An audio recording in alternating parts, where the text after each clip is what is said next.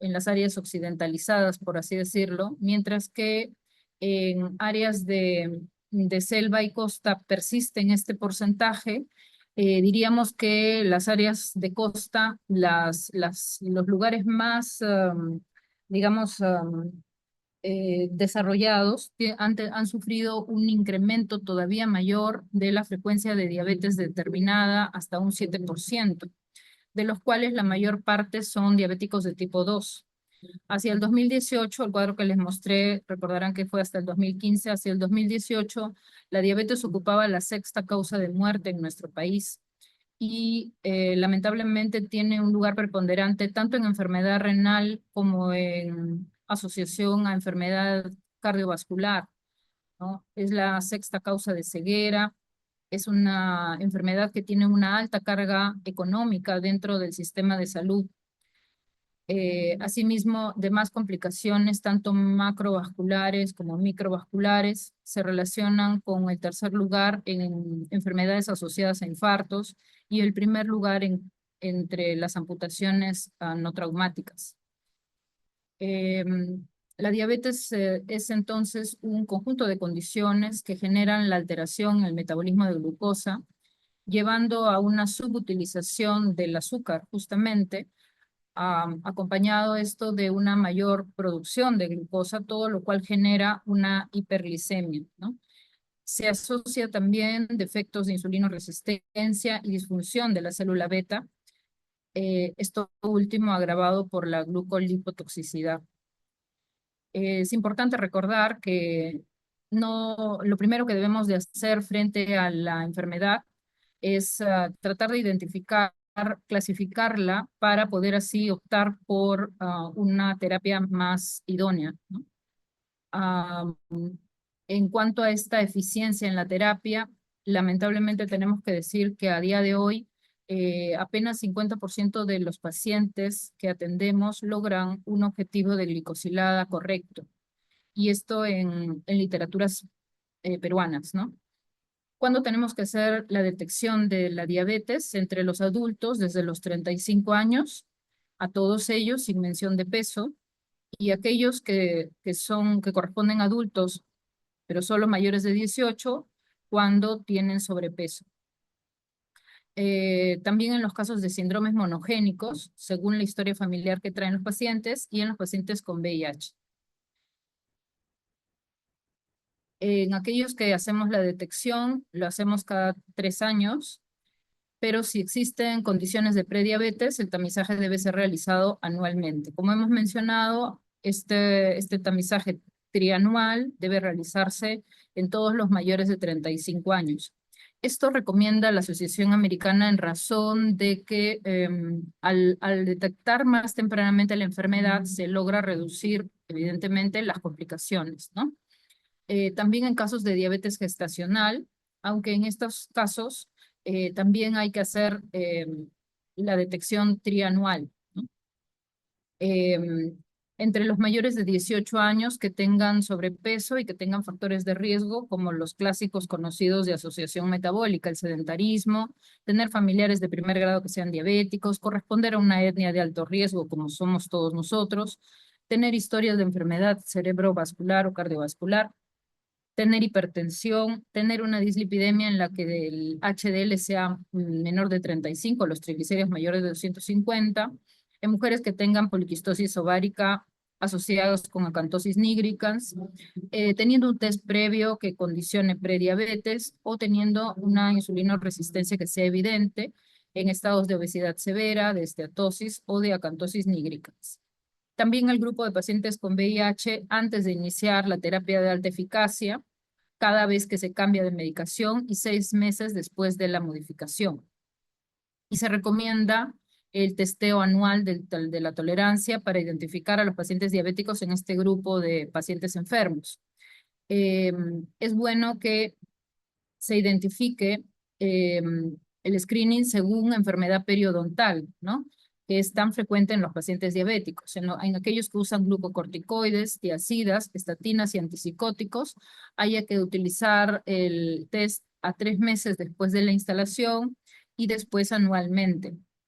Entre los mayores de 65 años, además de todos estos factores descritos, se agrega aquellos que presentan apnea del sueño.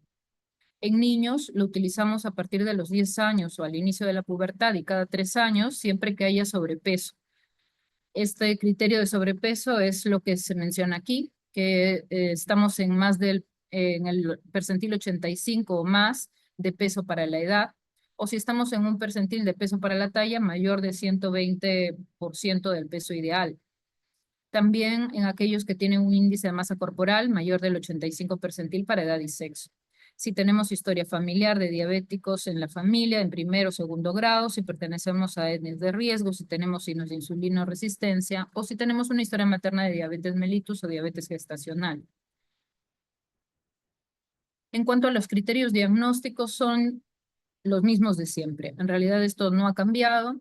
Tenemos 4 formas de hacer diagnóstico según la ADA. El primero, y tal vez el más estable, es la hemoglobina glicosilada en 6.5 o más, es el de mejor reproductibilidad.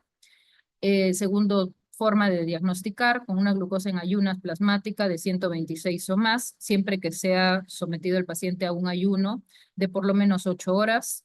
La tercera forma, cuando hacemos un test de tolerancia y a las 2 horas del test tenemos una glucosa de 200 o más. Siempre que este test haya sido precedido de 3 días de comidas normales, y comidas normales significa que no se restringió el consumo de carbohidratos a menos de 150 gramos por día. La última forma, que es la única que no requiere una confirmación posterior, es aquella en la que hay síntomas de diabetes, las 4 P's consabidas: polidipsia, polifagia, polibria, pérdida de peso, y una glucosa plasmática en donde tengamos al azar, tengamos 200 o más. Decíamos que la única que no requiere una confirmación es esta última forma, la de los síntomas. Todas las demás deberían de confirmarse repitiendo el test que salió alterado o algún otro, ¿no?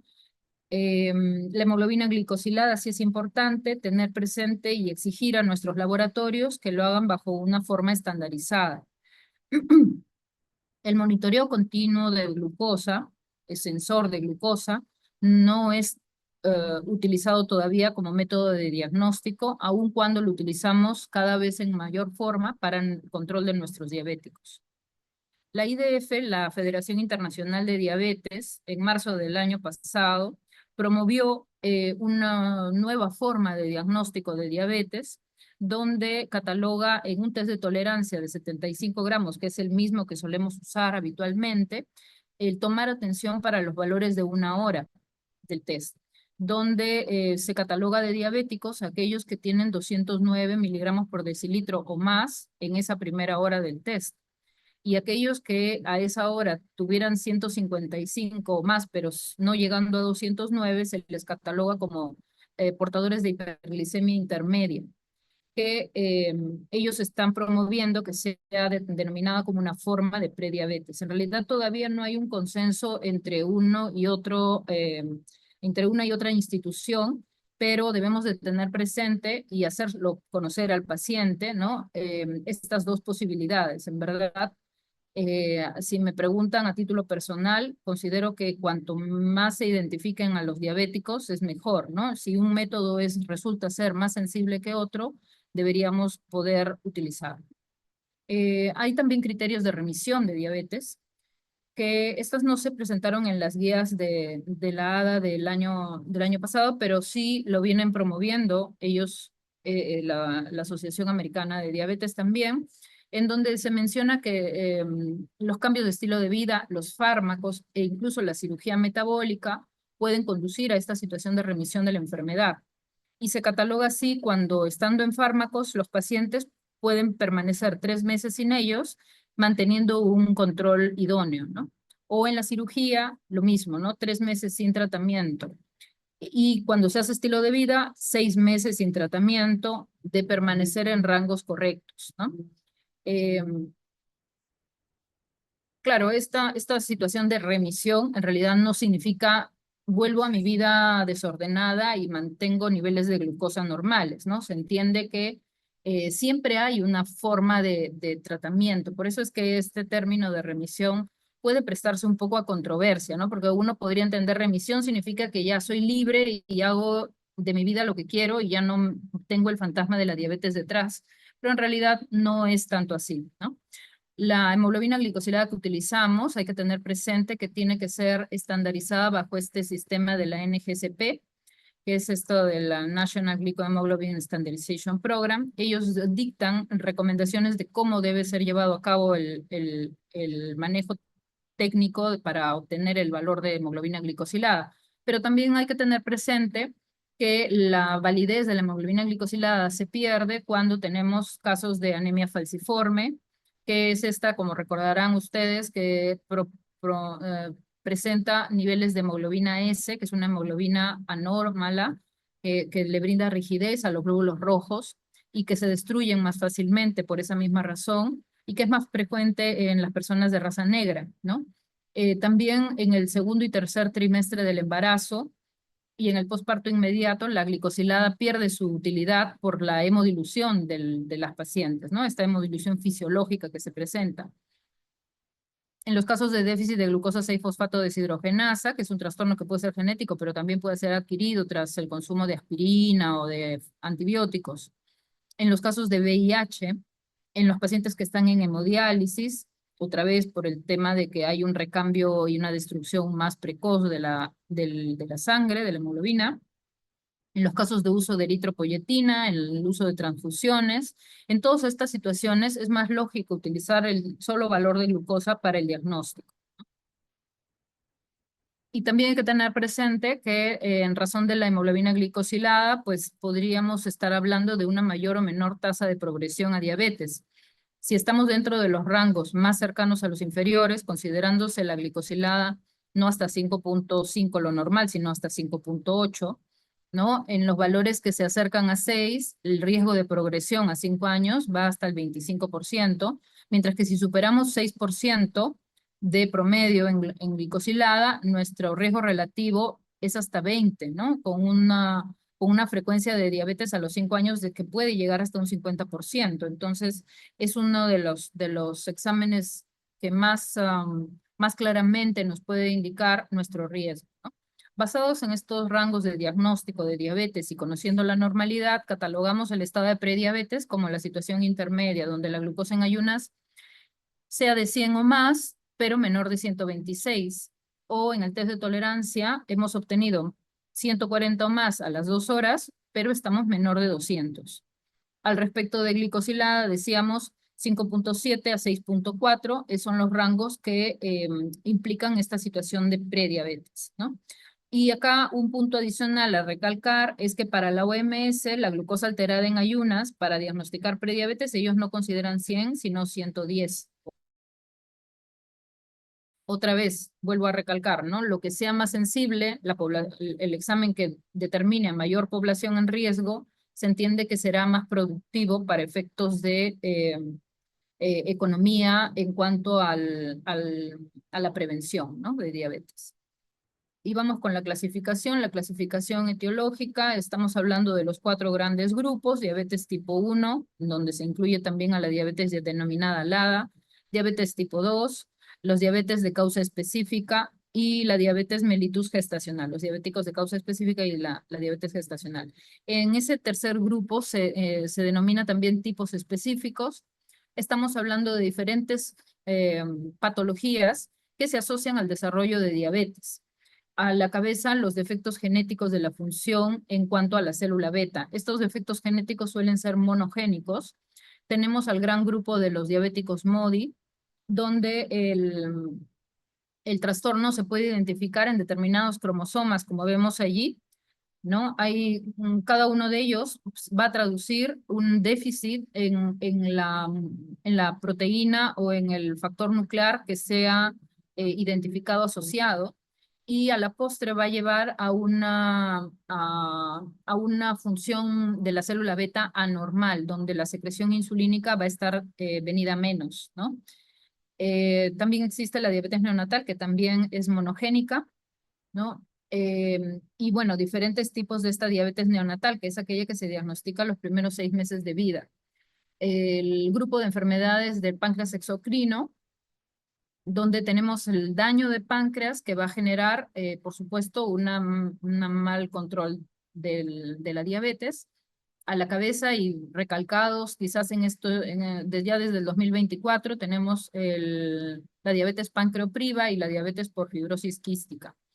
Hay otro tipo específico de diabetes que se relaciona con fármacos, llámese los fármacos relacionados al tratamiento del VIH, fármacos relacionados al tratamiento de cánceres como los melanomas y los cánceres renales, que ahí tenemos a los fármacos inhibidores de punto de control, fármacos asociados al tratamiento de trastornos psicóticos. Los antipsicóticos atípicos son los que se llevan la pauta en cuanto a la asociación a diabetes. Y por supuesto, demás fármacos de uso habitual para las diferentes patologías, trastornos tiroideos, hipertensión, anticonvulsivantes, glucocorticoides. Y aquí en los glucocorticoides se recalca en esta última recomendación no pasar por alto la diabetes post-trasplante o diabetes NODA por sus siglas en inglés. Otros tipos específicos también tenemos las endocrinopatías, todas las hormonas contrarreguladoras cuando están patológicamente alteradas van a asociarse a diabetes, defectos genéticos en la acción de la insulina, no confundir con los defectos de la célula beta, estos van al receptor de insulina, trastornos infecciosos asociados al desarrollo de diabetes, especialmente la diabetes de tipo 1, formas poco comunes de diabetes inmunomediadas, hay trastornos neurológicos que se asocian a diabetes y otros síndromes genéticos, algunas veces asociados a diabetes, que en realidad los que ustedes busquen en un libro de genética van a encontrar seguramente alguna asociación a diabetes. En lo que corresponde a diabetes tipo 1 tenemos dos tipos, la inmunomediada y la idiopática o no inmunomediada. ¿Cómo planteamos este grupo? En realidad, cuando enfrentamos al paciente, que a veces es difícil identificar si se trata de un tipo 1 o tipo 2, la ADA nos propone esta mnemotecnia en inglés, AABBCC, para identificar este grupo de pacientes, ¿no? A por autoinmunidad, buscar otras enfermedades autoinmunes, A por edad, porque claramente suelen ser individuos jóvenes, B por el índice de masa corporal, que se entiende que no son individuos obesos, el background, es decir, las otras enfermedades que pueda presentar, y también el background familiar. eh, la primera C por el control, que en realidad se refiere a la dificultad en el control metabólico y la labilidad que es tan frecuente con los diabéticos de tipo 1, y la segunda C por las comorbilidades, ¿no? Llámese todos estos fármacos que puedan estar recibiendo los pacientes y que puedan estar constituyendo un motivo por el cual dudemos de una diabetes de tipo 1, ¿no? La diabetes inmunomediada en realidad dentro de la diabetes de tipo 1 es la más común, pero aún así es muy poco frecuente en la población.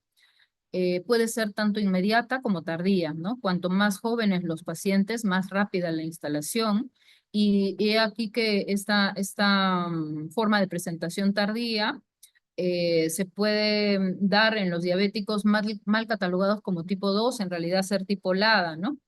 Que son aquellos que tienen esta autoinmunidad y que van menguando progresivamente la función de la célula beta de una manera muy discreta hasta que llegan a insulinopenias severas con estados de cetoacidosis, etcétera, ¿no? Y se dice que hasta un 40% de los pacientes diabéticos tipo 2 están en realidad mal catalogados y son diabéticos de tipo 1, ¿no? Sin duda, el fenómeno fisiopatogénico es la destrucción inmune de las células beta. Hay un péptido C bajo que traduce esta pobre función de células. Y claro, esto da pie al debut en cetoacidosis que puede llegar hasta un 33% de pacientes. Sin embargo, recordemos, hay un 66% restante que no debuta en cetoacidosis. Lo que sí es frecuente al diagnóstico es la presencia de los autoanticuerpos. Hay una fuerte asociación a este tipo de HLA, al DRB10301, al DQB10201. Hay otro HLA, el 0206, que es más bien protector y que en nuestra población es predominante, ¿no? De hecho, nosotros tenemos una frecuencia de diabéticos tipo 1 menor que otras áreas donde hay una población caucásica prominente, ¿no? Cuando pensar en un diabético tipo 1, generalmente edad menor de 35 años, debuta con pérdida de peso, un índice de masa corporal eutrófico o hipotrófico, cetoacidosis, glicemias altas al debut en más de 360, antecedentes de infecciones, incluyendo el SARS-CoV-2. La diabetes tipo 1 tiene estadios en donde los estadios 1, 2 y 3 son, digamos, importantes de identificar, aunque a veces es bastante difícil, el paciente ya llega en el estadio 3, ¿no? Se supone que este grupo de pacientes tienen una predisposición genética, ese HLA del cual hemos hablado, y suele ser un precipitante ambiental, generalmente se plantea una infección vírica, la que va a determinar que comience el estadio 1 de la prediabetes, donde lo que va a predominar es la anomalía inmune.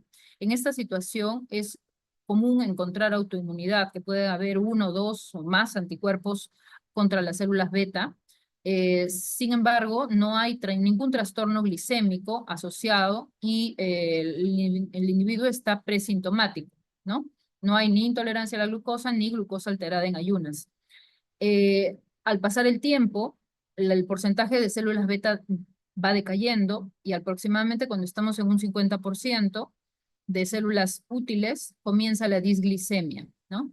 Eh, esta situación que aún es presintomática y permanece con esta predominancia de autoanticuerpos, da pie a poder utilizar fármacos preventivos de esa destrucción inmune.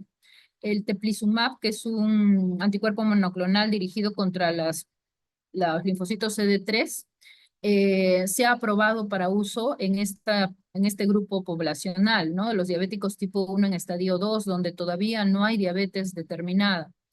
Claro, el detalle es identificarlos. Por eso cuando tengan ustedes un paciente diabético de tipo 1, es bueno que busquen entre sus hermanos, ¿no? Si hay los que tienen, digamos, autoinmunidad presente. En nuestro país todavía no tenemos acceso al teplizumab, pero sí podemos hacer el comentario, ¿no? A los pacientes, ¿no? Para que puedan buscar, quién sabe, para cuando ustedes estén ya trabajando como endocrinos, sí puedan brindar ese tipo de medicación al paciente, ¿no?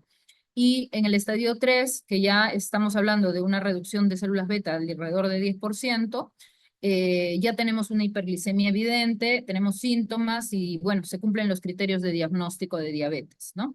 Es aquí que ustedes miden péptido C y van a tener un péptido C menor de 0.6. Perdón. Los marcadores de diabetes, tenemos varios anticuerpos. El que más duración tiene es el anti-GAT65. Duran, dice, hasta 10 años después del diagnóstico. Los otros decrecen rápidamente, pero también deberíamos de tenerlos presentes porque ya sabemos, ¿no?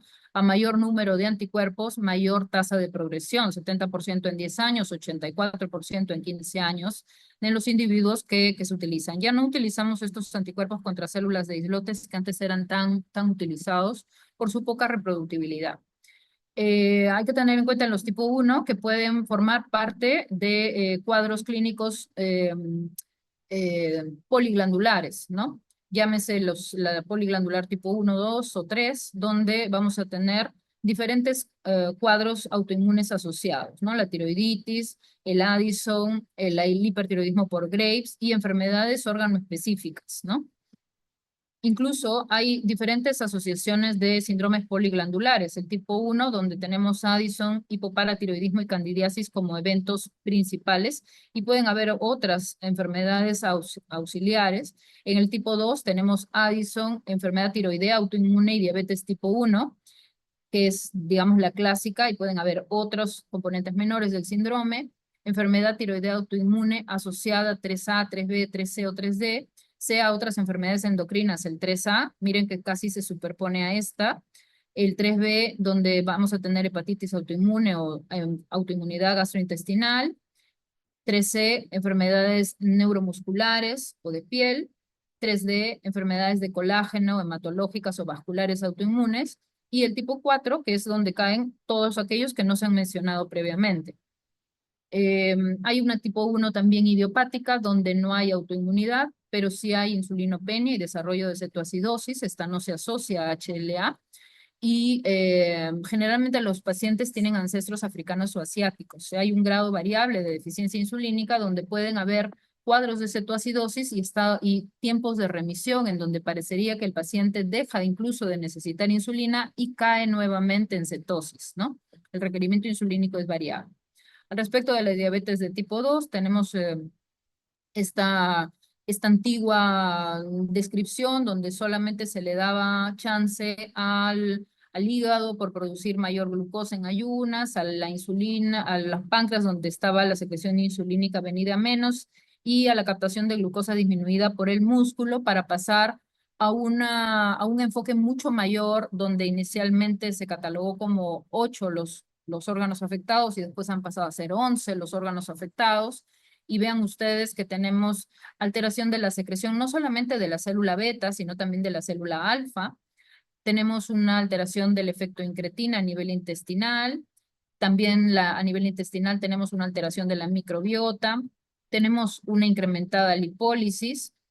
Tenemos un aumento de la reabsorción de glucosa a nivel renal, una disminución de la captación de la glucosa a nivel de músculo, una disfunción de neurotransmisores, por supuesto, una producción mayor de glucosa, eh, de glucosa en ayunas y el rango a nivel cerebral por el lugar de manejo del apetito y del peso, ¿no? Que también influye. Eh, la diabetes de tipo 2 es, por supuesto, la que más vemos en nuestros pacientes.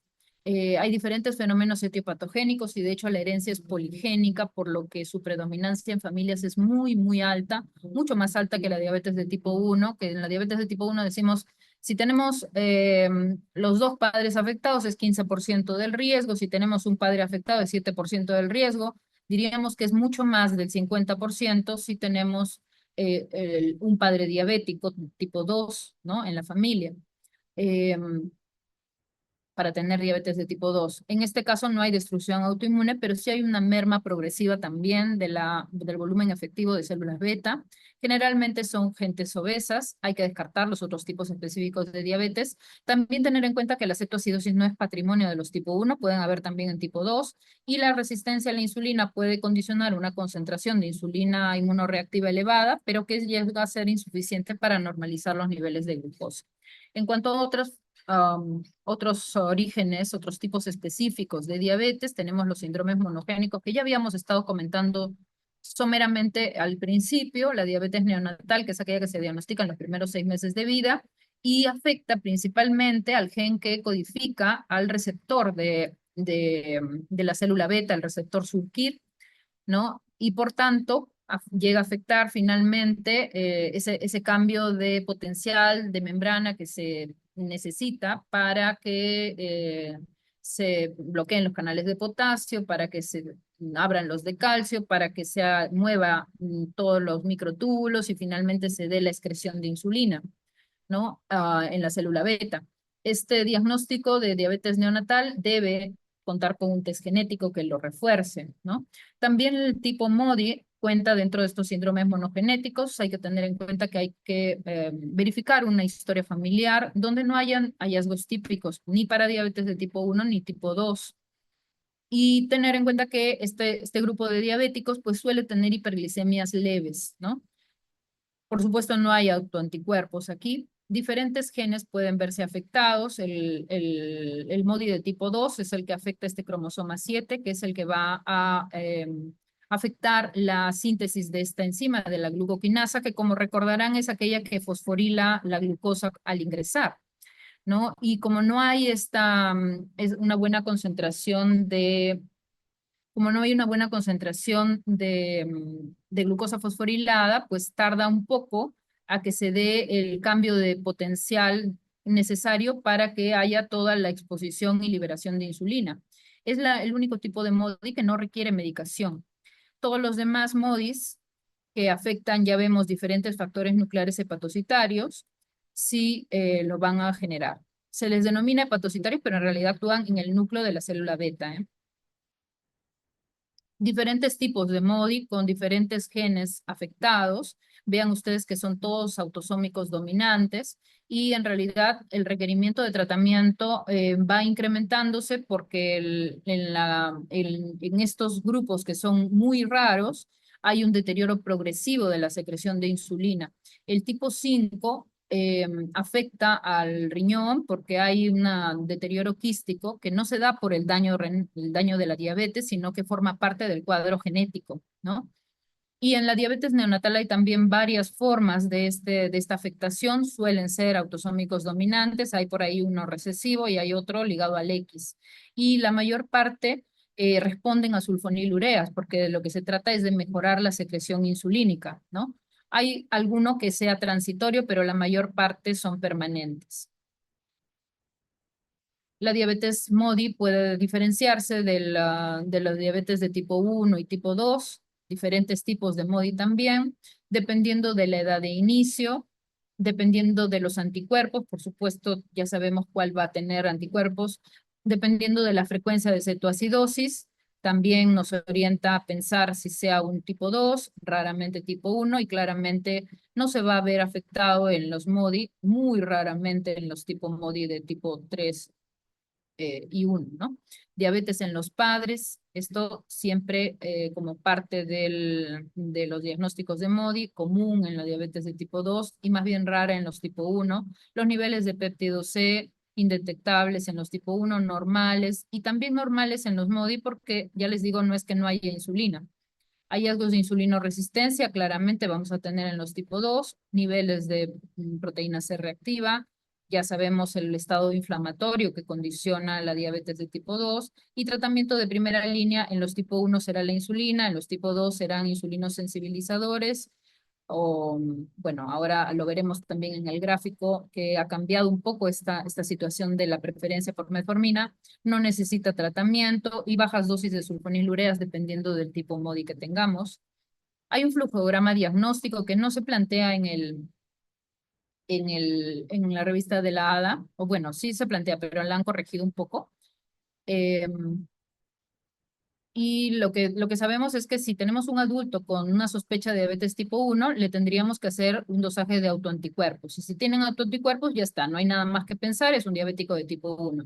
Pero si no lo tiene, hay que fijarnos en la edad. Y si es un individuo de menos de 35 años, plantearnos si acaso hayan hallazgos que sugieran una diabetes monogénica. Y si la hay, testear el péptido C. Y si tiene buen péptido C, es una diabetes monogénica.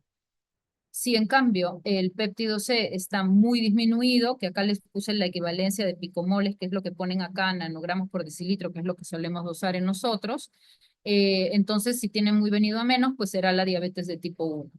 Si no hay hallazgos de enfermedad monogénica, pero más bien hay hallazgos de diabetes de tipo 2, pasamos a plantearnos lo mismo que si fuera un diabético de más de 35, es decir, una clasificación poco clara, ¿no? En esa clasificación poco clara, tendríamos que verificar el péptido C cada 3 años, ¿no? Y entonces volvemos al estatus inicial, sea que su péptido ha disminuido, pues era una diabetes de tipo 1, sea que estaba muy bien, era una diabetes de tipo 2, y si estamos en una condición intermedia, volvemos a reevaluar a 3 años después. Otros tipos específicos, enfermedades del páncreas exocrino, donde se daña la parte exocrina y por ende, por continuidad, por contigüidad, mejor dicho, se daña la secreción endocrina del páncreas. Lesiones de tipo traumática, pancreatitis aguda, pancreatitis crónica, que es mucho más frecuente de llevar a diabetes, neoplasias, hemocromatosis, con la famosa diabetes bronceada que casi no vemos, fibrosis quística, cánceres, desórdenes genéticos que afectan a la parte exocrina pancreática y lo que se va a ver siempre en estos grupos de pacientes es una insuficiencia exocrina e imágenes compatibles, especialmente en la pancreatitis crónica, ausencia, por supuesto, de autoinmunidad. La fibrosis quística es una enfermedad que vemos mucho más en el grupo pediátrico, ¿no? Se asocia a problemas respiratorios importantes y lo que va a pasar es que no hay una buena secreción en las glándulas exocrinas, ¿no? ¿Cómo vemos este tema de la diabetes? En este grupo de pacientes hay una falla en la ganancia de peso, o más bien una pérdida de peso. Debemos hacer un screening anual con test de tolerancia a la glucosa. No, en este grupo no se recomienda el dosaje de glicosilada para diagnóstico. Y aquí, como va a estar menguada la secreción insulínica, entonces el tratamiento ideal es la insulina, ¿no? Hay que monitorizar las complicaciones, por supuesto. Después de 5 años del diagnóstico de fibrosis quística, es correcto hacer el test de tolerancia de manera anual. Los diferentes fármacos que ya hemos mencionado. Y un punto a resaltar, la diabetes post-trasplante, o NODA, por sus siglas en inglés, ¿no? Se entiende que el paciente no tiene una infección aguda, está en un esquema estable de inmunosupresión. Evidentemente, este diagnóstico no incluye a la diabetes que se da antes del trasplante, ni tampoco la hiperglicemia asociada a estrés del trasplante. Si al momento del alta no hay hiperglicemia, no es una diabetes post-trasplante, ¿no? Algo que suena muy lógico, pero en verdad, créanme que a veces se nos olvida, ¿no? La inmunosupresión en este grupo de pacientes debe continuar. El tratamiento de elección es la insulina, dependiendo del paciente, ¿no? A veces el daño de glucocorticoides, de las terapias inmunosupresoras, no es tan marcado y permite que podamos plantear al paciente un tratamiento con hipoglicemia oral y por supuesto con el seguimiento estricto para ver en qué momento se desarrolla tal resistencia que obligue a la utilización de insulina. Diferentes endocrinopatías. Por aquí, por ejemplo, una imagen de glucagonoma, que es un tumor productor de glucagón, es un tipo de tumor neuroendocrino que se ve de los pocos que son evidentes porque tiene un eritema migratorio necrolítico, ¿no? Claro, en estos casos, si se opera a tiempo, no hay recurrencia. Lo que vemos en los tumores neuroendocrinos, lamentablemente, es que hasta en un 50% el diagnóstico se hace cuando ya hay metástasis hepática, ¿no? Otro tipo de diabetes de tipo específico, aquellos asociados a defectos en el receptor de insulina, tenemos todos estos que hemos mencionado.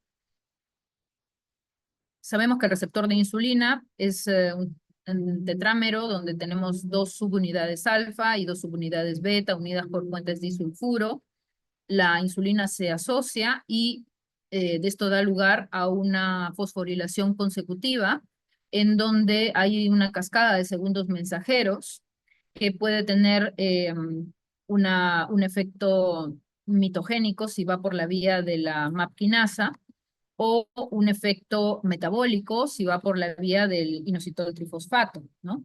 Donde va a dar lugar a la exposición de la glucogenosintasa, ¿no? A la síntesis de elementos de reserva energética para la célula, ¿no? Para la célula blanco. Dependiendo de dónde sea el daño, entonces se va a manifestar diferentes enfermedades asociadas a este receptor afectado, ¿no? Tenemos, por ejemplo, el leprechaunismo, donde vamos a tener una alteración en la cistina de la subunidad alfa y se va a manifestar como hiperglicemia de ayunas, un hiperinsulinismo, porque claro, el receptor no funciona, ¿no? Severa intolerancia a la glucosa, anomalías de dentición y una gran acantosis nigricans, ¿no? Algo similar en la enfermedad denominada Mendenhall, donde el daño va a estar más bien en la célula beta y vemos que estos chiquitos no tienen tejido celular subcutáneo, tienen una gran acantosis y una resistencia a la insulina marcada. También hay algunos fármacos que pueden generar algo similar, ¿no? Por ejemplo, los inhibidores de proteasas pueden originar este tipo de lipohipertrofia central y más bien lipoatrofia periférica, ¿no? Hay enfermedades congénitas como el Berardinelli-Sei, que en donde el déficit es de esta enzima, ¿no? La acilglicerol fosfato aciltransferasa, que va a producir triglicéridos elevados, pero una gran resistencia a la insulina, con la consecuencia de estos triglicéridos depositándose en hígado y dando lugar a una gran esteatosis con miocardiopatía y una hipoleptinemia, porque claro, no hay tejido celular subcutáneo que produzca la leptina, ¿no? Otras enfermedades endocrinas como el Cushing, donde vamos a tener pues todos los efectos de este contrarregulador muy marcados, ¿no? También va a haber una hiperglucagonemia secundaria a la falta de nutriente a nivel de la célula, ¿no? Se asocia en un 15% a diabetes, los Cushing, pero lamentablemente a pesar de que se remita el Cushing, 10% de estos pacientes pueden quedar con diabetes, ¿no? Un punto importante a resaltar es que en los casos de Cushing ectópico, aquello que no se produce, o sea, la ACTH normalmente ya sabemos que se produce a nivel hipofisiario, pero cuando tenemos producciones ectópicas de ACTH, como en los tumores neuroendocrinos productores de ACTH, 100% de ellos van a ser diabéticos. Es un cuadro bastante más agresivo de Cushing en esos casos.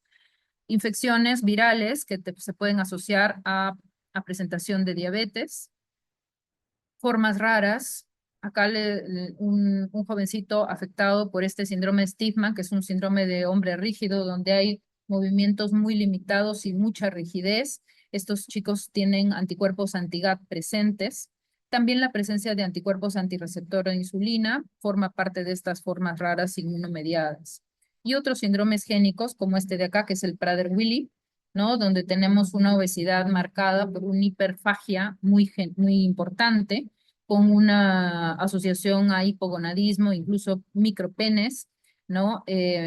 Microdactilia también suele haber y retardo mental en este grupo de chicos, ¿no?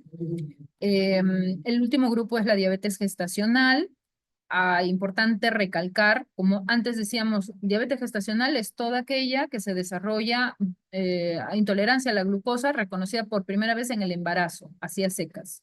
Ahora no, eso corre solamente para el segundo o tercer trimestre de la gestación.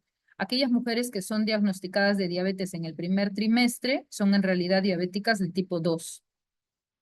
Antes de las 15 semanas se debe evaluar los factores de riesgo para diabetes y hay que considerar el testear por diabetes, realizar un test de tolerancia habitual, si es que cumplen los diferentes criterios de riesgo. Y claro, si cumple los valores de diagnóstico para diabetes, se trata de una diabetes a secas, ¿no? No es diabetes gestacional. Puede haber que encontremos valores que no corresponden al diagnóstico de diabetes, pero son anómalos y esto se denomina metabolismo anormal de glucosa temprano durante la gestación, pero no caen todavía dentro del diagnóstico de gestación, de diabetes gestacional, perdón. Puede identificar, claro, alto riesgo para diabetes gestacional y bueno, ya les digo que el screening en primer trimestre se hace con el test de tolerancia habitual, ¿no? Pero para diagnosticar diabetes gestacional hacemos el screening entre las 24 y 28 semanas. Evidentemente se trata la diabetes gestacional por sus riesgos, ¿no? Hay un riesgo incrementado de preeclampsia, hay riesgo de macrosomía, distocia de hombros e incluso muerte perinatal, ¿no? Factores de riesgo para diabetes, bueno, más o menos son los mismos que ya hemos comentado, factores de riesgo para otras personas con diabetes. Y los métodos de diagnóstico en la diabetes gestacional, hay diagnóstico por un solo paso, donde hacemos el test de tolerancia y resulta que la mujer tiene 92 o más en ayunas, o 180 o más a la hora, o 153 o más a las 2 horas. Basta uno de ellos para que se diagnostique diabetes. El método de diagnóstico en 2 pasos es que si no hay factores de riesgo, nos esperamos hasta las 24 a 28 semanas y hacemos un dosaje de glucosa 1 hora después de que la mujer ha consumido 50 gramos, no 75, que es el test de tolerancia habitual, 50 gramos de azúcar diluida, y entonces a la hora tendrá 140 o 130 o 135. Cualquiera de estos valores obliga a realizar el segundo paso, que en ese segundo paso, si hemos utilizado el primero de 50, tendríamos que irnos al test de tolerancia de 100 gramos. Y el test de tolerancia de 100 gramos mide hasta 3 horas, en donde el criterio de diagnóstico será si tiene 95 más en ayunas, 180 más a la hora, 155 más a las 2 horas, no 153, y 140 o más a las 3 horas. Como ven, hay una discrepancia entre estas dos formas de diagnóstico. Esta está dada por la International Association Diabetes Pregnancy Study Group y esta está dada por los criterios de Carpenter y Custa, ¿no? Depende de ustedes, del médico tratante, del ginecólogo tratante, saber cuál va a usar. En realidad la ADA propone este porque es un solo paso, o sea, es menos costo efectivo, y además se requiere solamente 3 muestras en lugar de 4, ¿no? vemos que hay diferentes formas de diagnosticar diabetes gestacional. Que es el que estoy planteándoles que marca la ADA, reduce el número de niños grandes para la edad gestacional, pero no reduce el número de cesáreas. Y bueno, también ha sido, digamos, corroborado, ¿no? Recientemente. Bueno, en cuanto al tratamiento, eh, estamos viendo de que se vuelve a plantear las metas de cuidado basados en diferentes puntos a tener en cuenta, ¿no? Tenemos que evaluar las características claves del paciente, llámese estilo de vida, comorbilidades, características clínicas, sea la edad, sea el peso, su motivación, si hay depresión, el contexto cultural y sociocultural. Hay que considerar también factores específicos que impactan en la elección del tratamiento. Podría ser, por ejemplo, la intención de la pérdida de peso o el prevenir hipoglicemias. Y según eso, seleccionar los medicamentos que tengan menor cantidad de efectos colaterales, que un régimen que para cada paciente puede tener un determinado grado de complejidad, ¿no? El acceso a la medicación, el costo de la medicación y del monitoreo. Hay que planificar un plan a seguir para cada paciente, ¿no? Ver qué tan informado y educado está el paciente, ver cuáles son sus preferencias, empoderar al paciente para que él mismo tome decisiones, evaluar las DESMES, que son estos mecanismos de educación, de automanejo y de apoyo que tienen los pacientes, y con eso concordar un plan de tratamiento, ¿no? Donde busque metas que sean específicas, que sean medibles, que sean logrables, que sean realistas y que estén basadas en un tiempo a plantear, ¿no? Implementar este plan, ¿no? Y si no lo cumple o si no se lleva a cabo, evaluarlo cada 3 meses para procurar una mejora, monitorizar el plan de trabajo, buscando el mejor bienestar, chequear la tolerabilidad y finalmente revisar que sea llevado a cabo de una manera efectiva, buscando objetivar los resultados.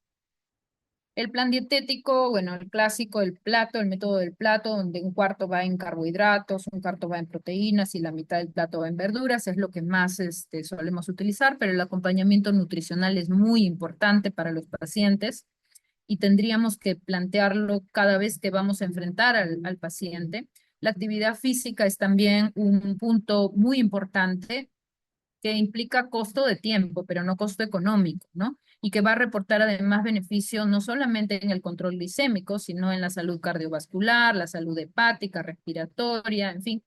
Así que hay que promover que los pacientes cumplan por lo menos 150 minutos de actividad física por semana, de las cuales 50% sean efectivos en ejercicios de fuerza.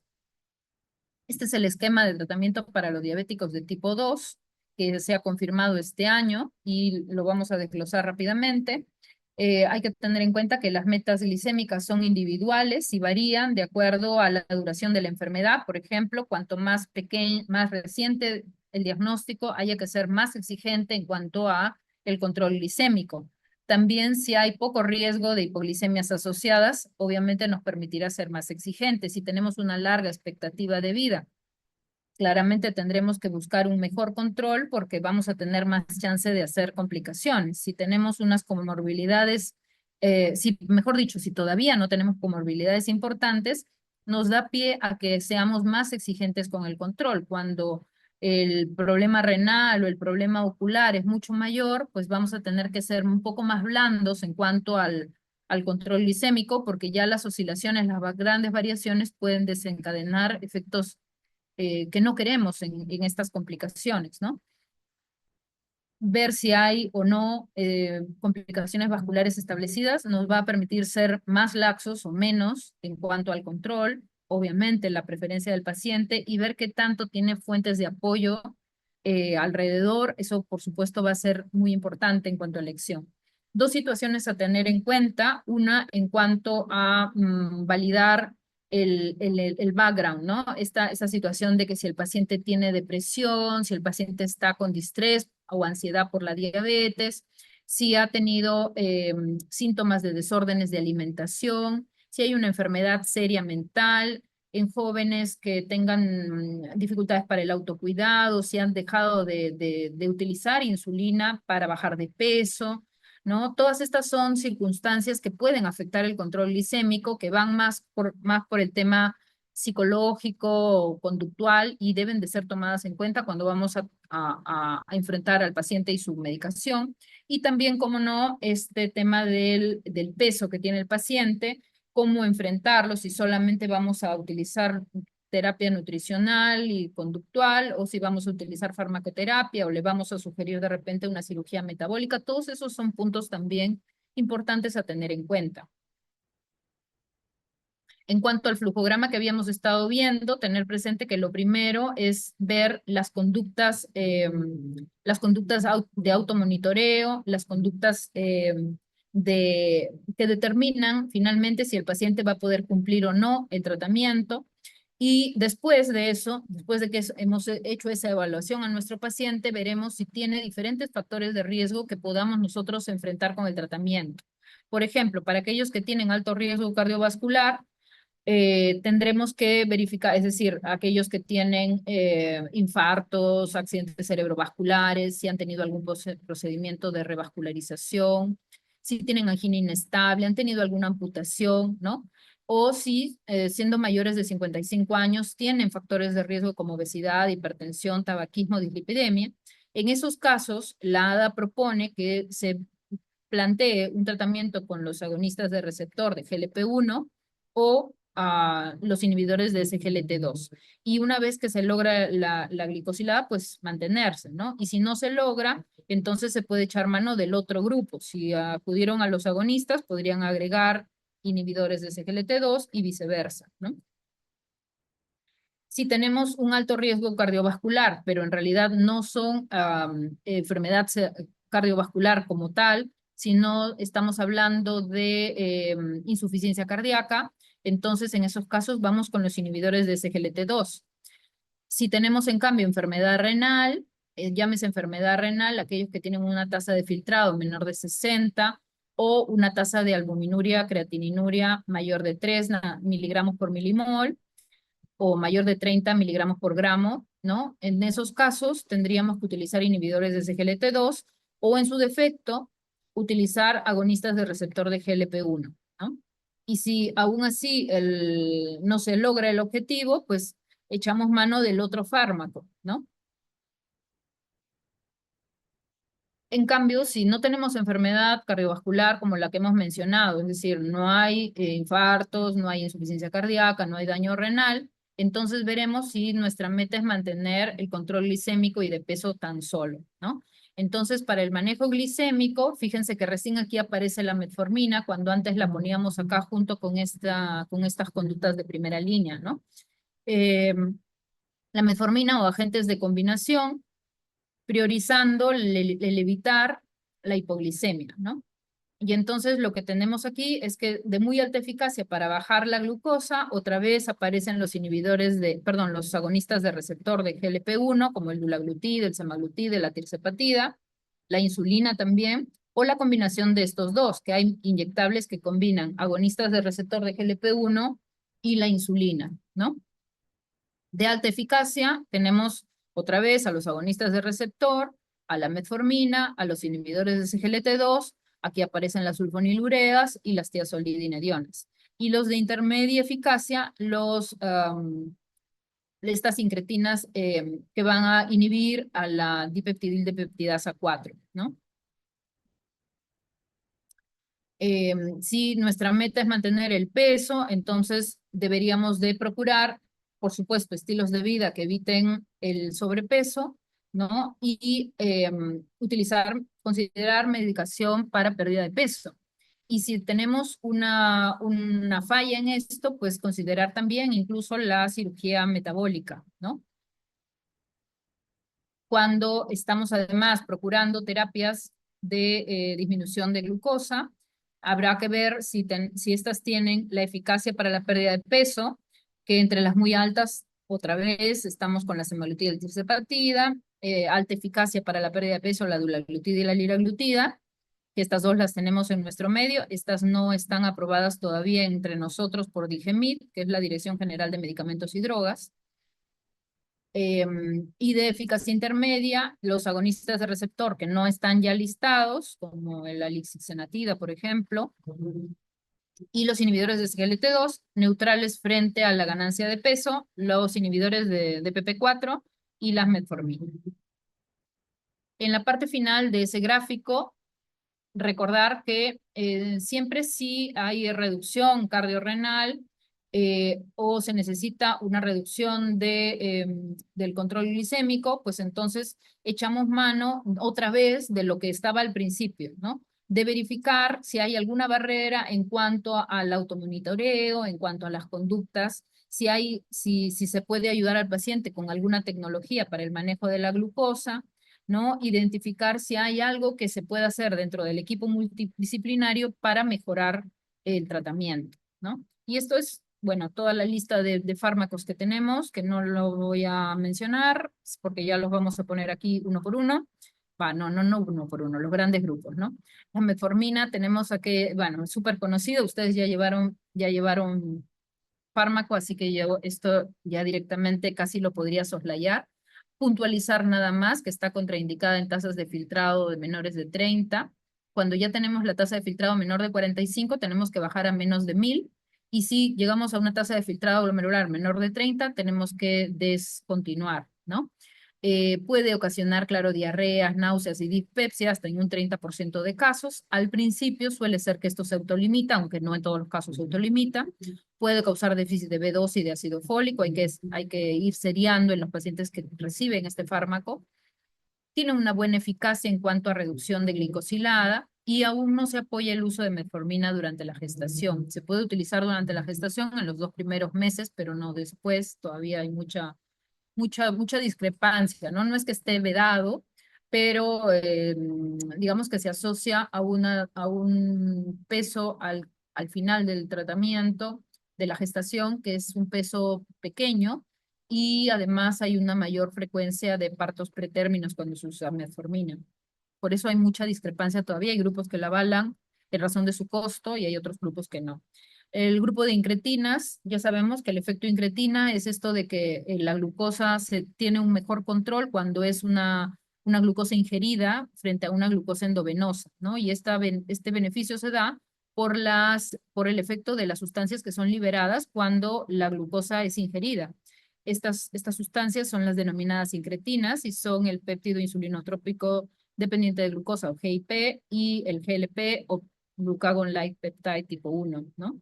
Son secretados muy rápidamente, ¿no? Son rápidamente hidrolizados por la dipeptidilpeptidasa 4 y claro, en la diabetes de tipo 2 se sabe que este efecto incretina está muy venido a menos o está directamente ausente, ¿no? Y es esta una de las vetas de tratamiento actuales que ha demostrado ser de las mejores para el tratamiento de la diabetes, ¿no? Hay varios de ellos, todos estos que pongo acá, ¿no? Este de acá, el tercipatida, no es en realidad un agonista del receptor de GLP-1 solamente, sino que es un agonista dual, actúa sobre el receptor de GLP-1 y sobre el receptor de GIP. Resisten la degradación enzimática y por lo tanto prolongan este efecto incretina. Están contraindicados en falla renal de menos de 30 mililitros minuto de tasa de filtrado, no se pueden utilizar, excepto y el único, el dulaglutide, que se puede utilizar hasta 15 mililitros minuto, ¿no? Además, todos ellos, excepto el exenatide, tienen un efecto favorable en cuanto a la pérdida de peso, ¿no? Incluso se dicen que es casi equiparable a las cirugías bariátricas para el caso del tirzepatide, ¿no? Y la semaglutide, que semaglutide es el único de las incretinas que es también tanto parenteral como oral, ¿no? Bueno, disminuyen el peso corporal, mejoran esta secreción insulínica, también disminuyen la presión arterial. En general es bien tolerado la medicación, pero cada vez que se hace un incremento de dosis se presentan náuseas, que son los más frecuentes, ¿no? O pueden haber mucha dolorabilidad abdominal, ¿no? Una sensación como de que de que no se tolera el alimento incluso, ¿no? Y esto va menguando en la medida en que el paciente persiste en el uso, ¿no? Se pueden también mezclar con insulina. Hay una presentación del lisixenatide que viene junto con insulina, que es la llamada Solicua, que permite el uso, ¿no? De hecho, cuando ustedes enfrentan al paciente y ya no pueden darle tratamiento oral, antes que la insulina se propone el uso de agonistas del receptor, ¿no? De GLP-1. Los inhibidores de SGLT2 son glucosúricos, ya lo sabemos, diferentes tipos, los que tenemos ahora en mercado de la dapaglifosina y la empaglifosina. Son útiles aún en etapas avanzadas de daño renal. DAPA-CKD se puede utilizar hasta 25% de la tasa de filtrado sin ningún riesgo, ¿no? Ocasionan una modesta pérdida de peso, también reducen la presión arterial y tienen un efecto clave sobre la protección de los casos de de insuficiencia cardíaca congestiva, ¿no? Con la fracción de eyección conservada o con fracción de eyección reducida, ¿no? Entonces, en verdad son muy útiles en estos casos, ¿no? Y ya sabemos el efecto protector, nefroprotector que tienen, ¿no? El evento adverso más asociado, la infección urinaria y la micosis genital. Y esto que es muy importante, que por eso está vedado su uso en los diabéticos de tipo 1, porque son tan efectivos que siguen produciendo glucosuria y el paciente comienza a dejar de utilizar la insulina. Y obviamente la insulina es necesaria en este grupo de pacientes para la vida, ¿no? La cetoacidosis es lo que sigue al descontinuar el uso de insulina y por eso es que este grupo de pacientes no deben utilizar este medicamento, los inhibidores de SGLT2, ¿no? Entre los inhibidores de PP4, todos orales, ¿no? Tienen un beneficio en la glucosa postprandial. eh, También se puede utilizar en pacientes con enfermedad coronaria, ¿no? Son seguros. Tienen efectos adversos como la nasofaringitis, la infección de vías respiratorias y la pancreatitis aguda. Y algo que me olvidé de mencionar con respecto a las incretinas es que pueden aumentar el riesgo de cáncer medular de tiroides, ¿no? Hay que estar atentos a eso. Hay que hacer reducción de dosis en general cuando hay falla renal. La única que no lo requiere, hay dos que no lo requieren, la linagliptina y ahora último la gemigliptina tampoco requiere reducción de dosis frente a falla renal porque tienen excreción hepática, ¿no?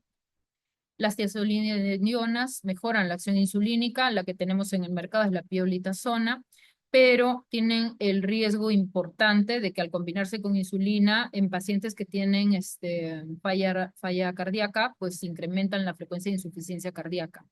Tienen un beneficio muy importante en el hígado graso, ¿no? Son de las pocas cosas que han mejorado fibrosis hepática.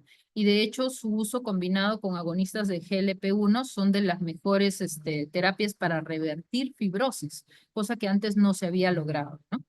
En lo que corresponde a fibrosis hepática. Sulfonilureas, bueno, ya sabemos, ¿no? En realidad son ahora el patito feo del tratamiento. Tienen un grupo de pacientes en las que pueden ser útiles cuando ya estamos en declive de la función pancreática, ¿no? Y claro, en los MODI, ¿no? Estos MODI que son los MODI no 2, ¿no? Los MODI 1, MODI 3, que ya sabemos por qué razón nos van a ayudar. Diferentes tipos de sulfonilureas, de acuerdo a la generación. El evento adverso más asociado claramente es la hipoglicemia por esa gran secreción insulínica que generan, ¿no? Y bueno, la ganancia de peso, ¿no? La insulina que se produce finalmente nos va a nutrir, nos va a engordar, ¿no? También pueden originar la inconsciencia de hipoglicemia, que es como muy frecuentemente tenemos hipoglicemias, entonces perdemos los mecanismos de contrarregulación, hacemos neuroglicopenias y recién el paciente se percata de ellos cuando ya está a punto de convulsionar, ¿no? Entonces no es tan correcto. Siempre que utilicemos este tipo de fármacos insulinos secretagogos, debemos hacer monitoreo de glucosa, ¿no? Las meglitinidas también son insulinos secretagogos, ¿no? Ya no las tenemos en el mercado, pero en Estados Unidos todavía existen, ¿no? Y claro, tienen la ventaja de que solamente liberan insulina en respuesta a la concentración de glucosa en célula beta. Por lo tanto, si el paciente no come, no producen hipoglicemia, ¿no? Lamentablemente ya no las contamos entre nosotros. Al respecto de la insulina, pues ya sabemos, ¿no? La insulina es una hormona eh, anabólica, ¿no? Que se genera en la célula beta en respuesta a la unión a glucosa, ¿no? Eh, una vez que la glucosa cambia, pues, esto no es la célula beta, ¿eh? Una vez que la glucosa cambia, eh, se produce el cierre de los canales de potasio, se produce la apertura de los canales de calcio, el calcio calmodulina da lugar a la movilización y liberación de la insulina a la sangre. La insulina ingresa a su receptor, da lugar a toda la secuencia de eventos que van a producir que las células expongan sus receptores GLUT para que ingrese la glucosa y puedan generar energía a la célula, ¿no? Es muy importante cuando se utiliza insulina que tengamos automonitoreo, ¿no? Antes, cuando no había la insulina, pues los sujetos sencillamente se morían. Este fue el primer sujeto que utilizó insulina en el año 1922, que la insulina se produjo en el año 1921 y llegó a vivir hasta los 27 años gracias a eso. Antes se moría la gente, ¿no? Ahora se utiliza mucho el automonitoreo con el sensor de glucosa, con los lectores de glucosa, ¿no? Y esto es el tiempo en rango que adoptamos, ¿no? Dependiendo del individuo que recibe el sensor, ¿no? Antes decíamos glicosilada menor de 6,5, glicosilada menor de 7, menor de 8, de acuerdo a nuestros pacientes. Ahora con los sensores decimos tiempo en rango de más de 70% para los diabéticos de tipo 1 y tipo 2 bien controlados, jóvenes, apenas un 25% de tiempo mayores de 180 y solamente menos de 5% más de 250 en sangre. También lo mismo, ¿no? Menos de 5% para hipoglicemias, menos de 1% para hipoglicemias severas.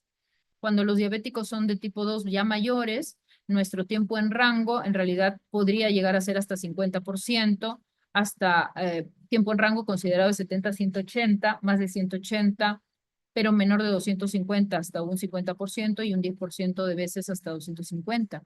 Y cuando estamos en una diabética gestante, tenemos más de 70% de tiempo en rango, pero el tiempo en rango, vean que es mucho más estrecho, de 63 a 140, mientras que apenas un 25% de veces de glucosa alta, considerando glucosa alta más allá de 140 y muy poca frecuencia de hipoglicemias. Y cuando estamos ante una diabetes gestacional, nuestro tiempo en rango, fíjense que es mucho mayor, casi el 95%, con un muy poco porcentaje de 140, mayor de 140 y muy poco porcentaje de hipoglicemias. Es decir, este tema de los sensores de glucosa nos ha ayudado a ver qué tan eficaz tenemos que lograr ser con nuestro tratamiento, ¿no?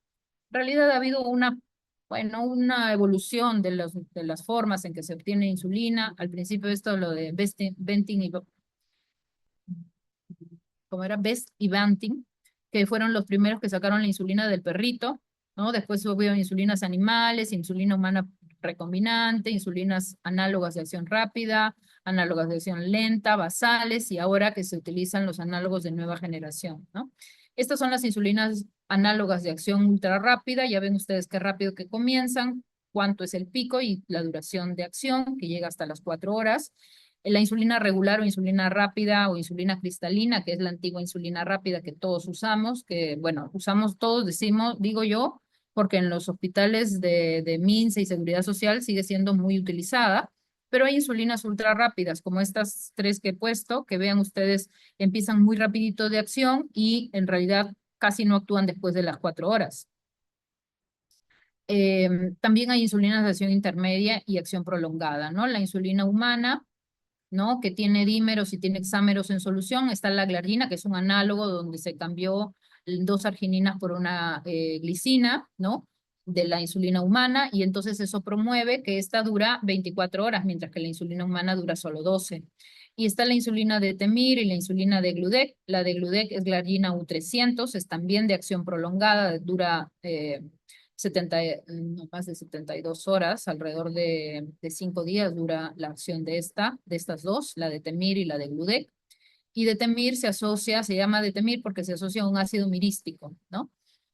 Y asocia también una treonina. Y entonces eso permite que la duración sea muy prolongada, tiene una gran estabilidad, ¿no? No quiere decir que se aplica cada 5 días, sino que se logra una estabilidad hacia el 5.º día de tratamiento y después pueden ustedes aplicársela no exactamente a las 24 horas, sino puede ser a las 27, 28 o 23 o 26 y no va a pasar nada, va a seguir con su misma concentración, por lo que el riesgo de hipoglicemia es muy poco, muy poco.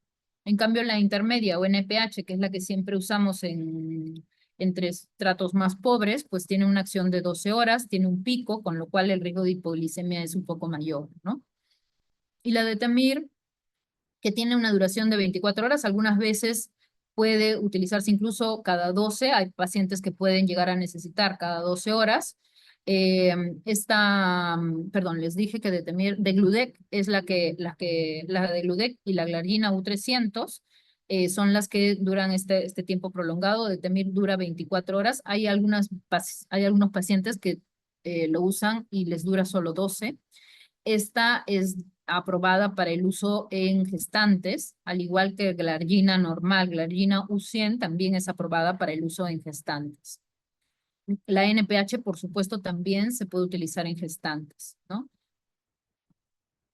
Y bueno, esto es nada más que para mostrar los beneficios y dificultades de la forma de aplicación de la insulina, ¿no? Cuando utilizamos una insulina de acción larga con una insulina de acción rápida, ultra rápida, en forma en forma de un monitoreo constante, ¿no? Tenemos una gran flexibilidad en nuestro tratamiento y un poco de riesgo de hipoglicemia, pero lamentablemente el uso de estos análogos aumenta los costos, ¿no?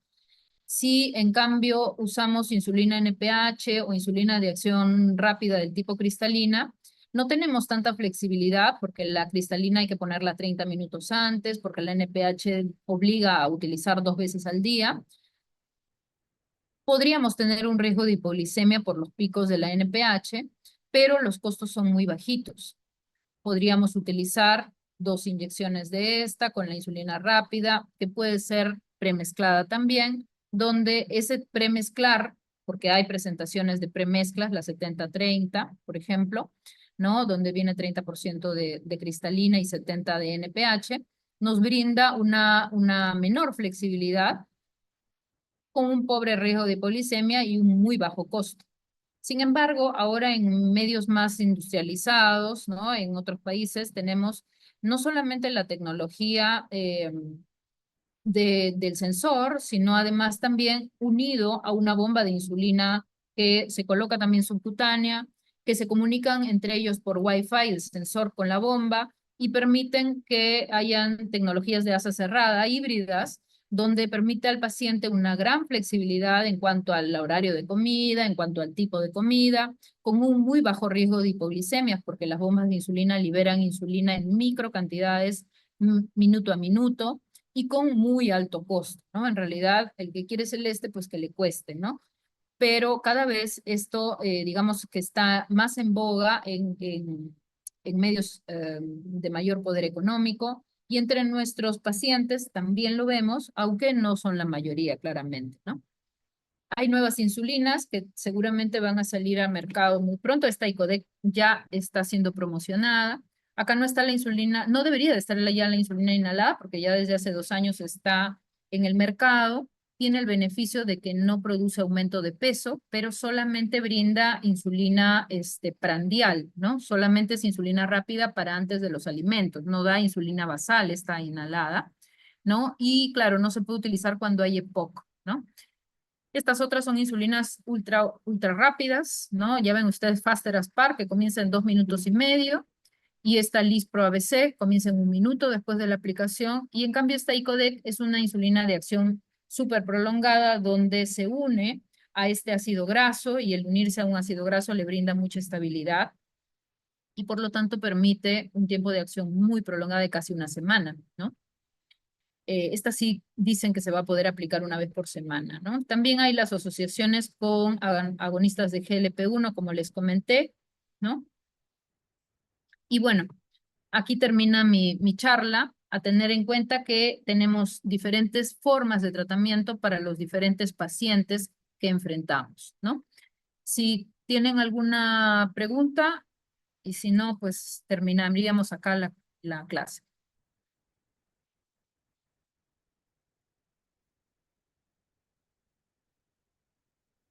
Muy bien, espero que me hayan estado escuchando. Les agradezco su atención. Gracias, doctora. Eso sería todo. Gracias, doctora. Gracias, doctora. Gracias, doctora. Para Gracias, doctora.